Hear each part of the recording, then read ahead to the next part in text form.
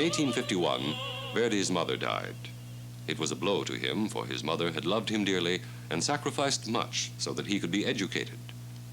To forget his sorrow, Verdi was soon at work on another opera, and another outstanding success, Il Trovatore, the Troubadour. And this despite the fact that floods almost prevented the premiere from taking place.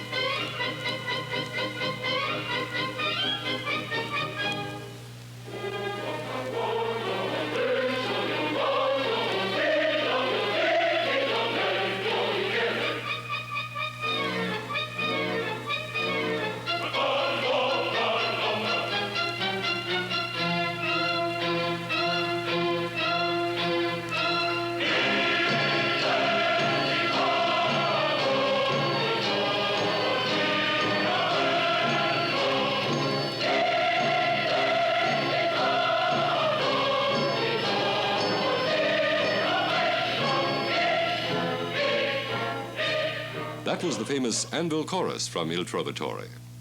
Like so much of his music, it was soon being whistled in the streets of Rome where it was first produced, then throughout Italy, and finally throughout the world.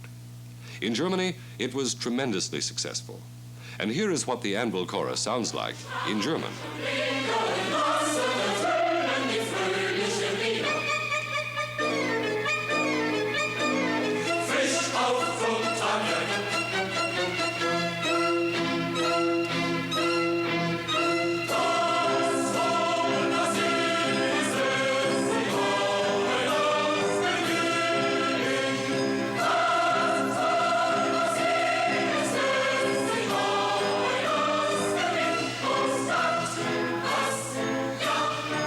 It certainly seems odd that one of Verdi's greatest operas, La Traviata, The Lost One, was a failure. After its premiere in March 1853, Verdi wrote in his diary, "La Traviata last night, a fiasco. Is the fault mine or the singer's? Time will show."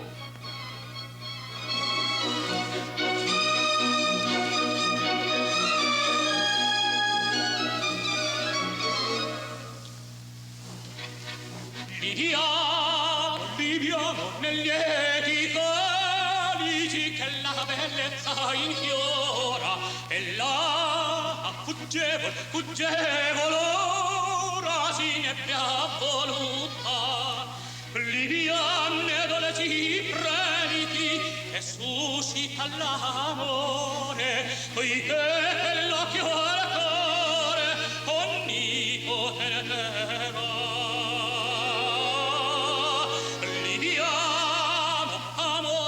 Despite the initial failure of Traviata, it was a success when it was repeated at other opera houses. Verdi was next to write an opera for Paris called The Sicilian Vespers. While in Paris, he became acquainted with Rossini and attended his gay and witty parties.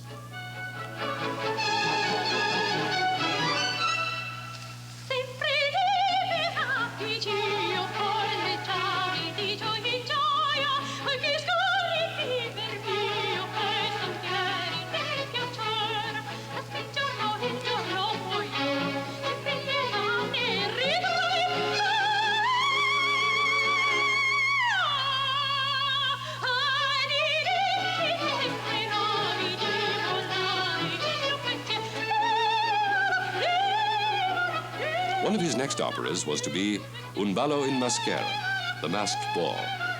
This work deals with the assassination of a king and, as a consequence, began to run into absurd difficulties with the censor. At that time, there was an attempted assassination of Napoleon III, so that the censor was very sensitive to any operatic subject dealing with a king. Then, too, all of Italy was in foment in its desire to unite behind the brave king of Sicily, Vittorio Emanuele, and unify all of Italy.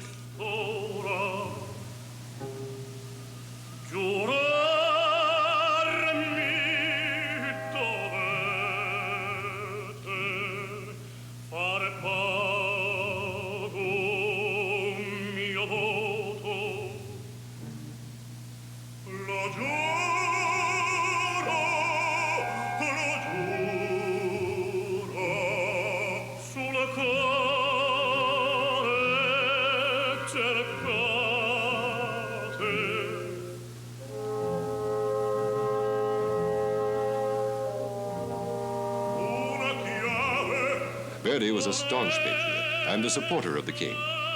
As a matter of fact, the letters of his last name, Verdi, happened to stand for the battle cry of the Italian patriots, Vittorio Emanuele, Re d'Italia. That is, Vittorio Emanuele, King of Italy. This cry was expressively forbidden in Naples, where Verdi was writing, as well as other Italian cities. So, to express their patriotism, the people would yell instead, Viva Verdi!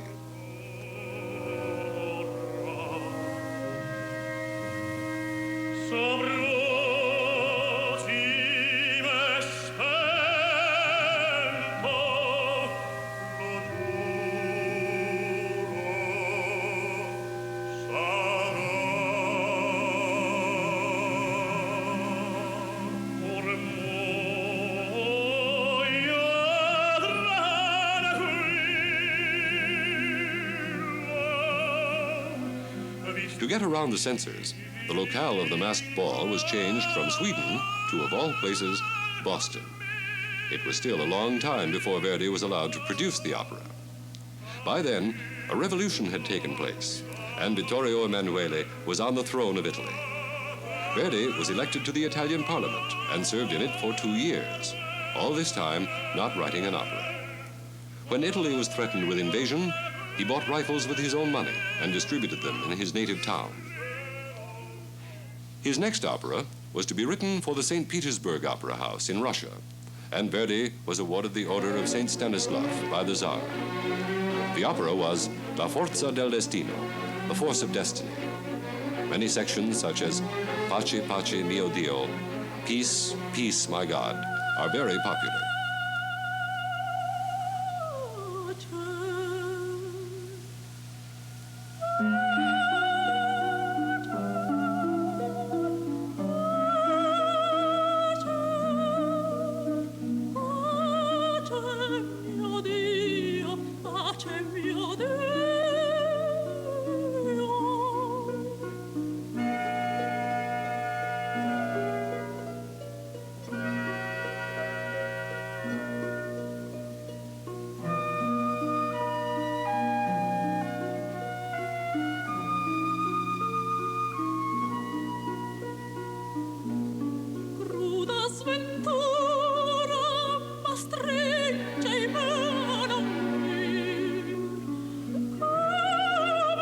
It was about then that Verdi was to meet a young composer and poet who was to have a tremendous effect on his later life, although Verdi hardly thought it at the time. His name was Arrigo Boito.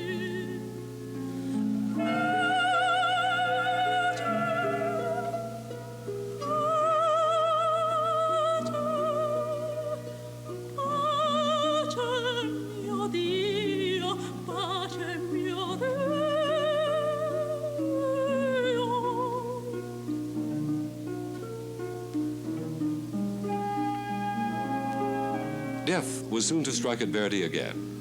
His father died in 1867, and his patron, Barocci, shortly thereafter. Those two men had done much to help the now great and successful composer, and he felt their deaths deeply. He was now 60 years old, and still as full of life as ever. Music was an adventure to him, and opera the supreme adventure. In 1869, the Khedive of Egypt sent a representative to Verdi to ask if he would write an opera for the opening of a new opera house in Cairo, and incidentally for the opening of the Suez Canal. He even brought a libretto with which Verdi was very much taken. It was the story of a prince of ancient Egypt who falls in love with a slave girl. The opera was one of his greatest and most popular, Aida.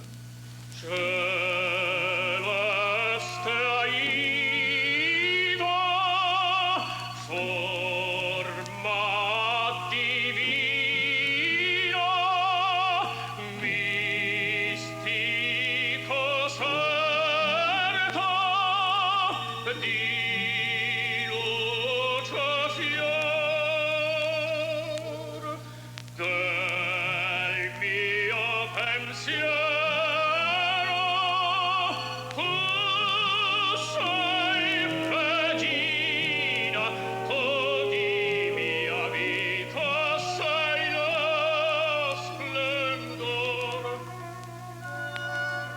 Aida was a success in Cairo.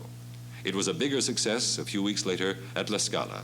People raved about it. It broke new ground. It was new, exciting, and full of melody. Everyone loved it. Well, almost everyone. One gentleman wrote Verdi a very serious letter saying that he had seen Aida and thought it was terrible. He was, he wrote, a poor man and could not afford to lose money on a bad opera. Consequently, he asked Verdi to reimburse him for his railway ticket, the theater ticket, and his supper. Verdi replied in an equally serious letter, sending the man a check for the entire amount, except for the supper, which Verdi said the man could have eaten at home.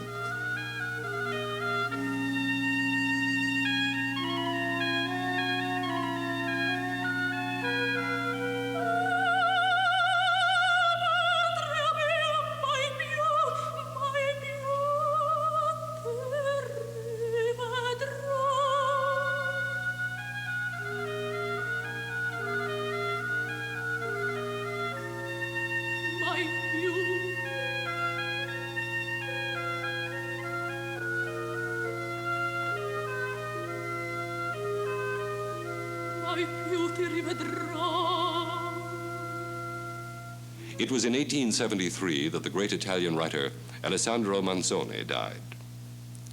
Verdi and the entire Italian nation felt his loss very deeply, and Verdi decided that he would write a Requiem Mass as a memento. This Mass, often called the Manzoni Requiem, was hailed by the public and critics of all Europe as being one of the finest liturgical works of all times, fit to rank with the Masses of Beethoven and Mozart.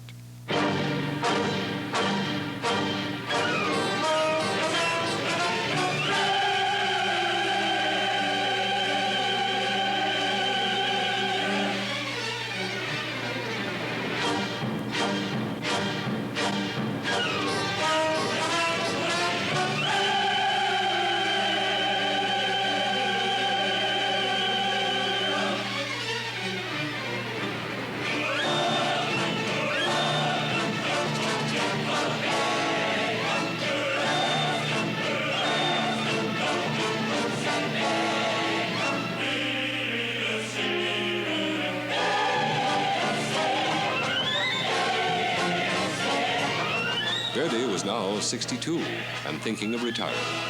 He had received many great awards for his music, including the Legion of Honor. Yes, he thought that he would retire.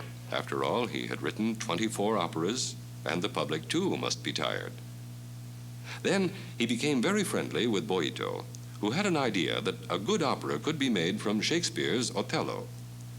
Verdi always had a weak spot for Shakespeare anyhow, and he very much admired Boito's libretto. After long and feverish work, Othello was ready to present to the public on February 5th, 1887. Verdi had written Boito this laconic note a short time before. Dear Boito, it is finished. Here is health to us. Goodbye, G. Verdi. The world of music was stunned by the opera. Written by a man of almost 75, it had more force and freshness to it than the works of men half his age.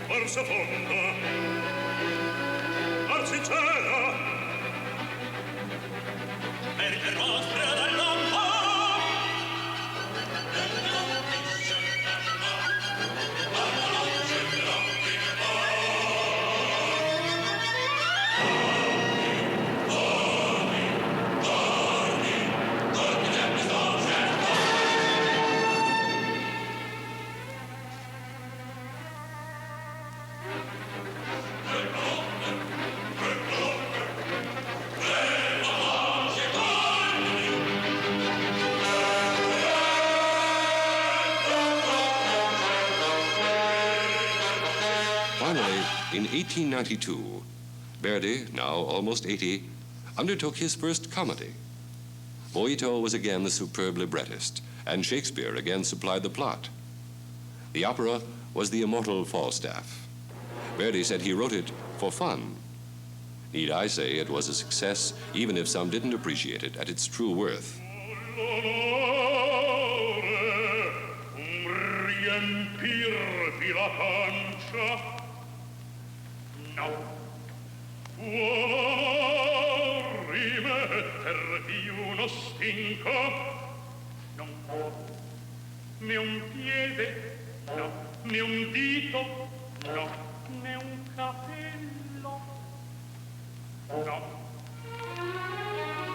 L'onor non è chirurgo, e dunque una parola. Che c'è in questa parola?